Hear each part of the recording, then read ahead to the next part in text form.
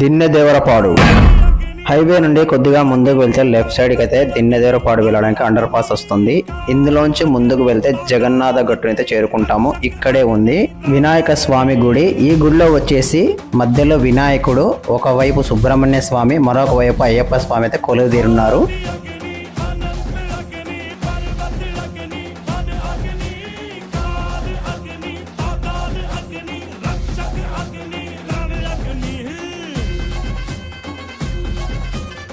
జగన్నాథ గట్టు వెళ్తుంటే మొదట్లోనే మనకి గణపతి గుడి అయితే కనిపిస్తుంది. రెండవది వచ్చేసి రూపాల సంగమేశ్వర స్వామి గుడి ఉంటుంది.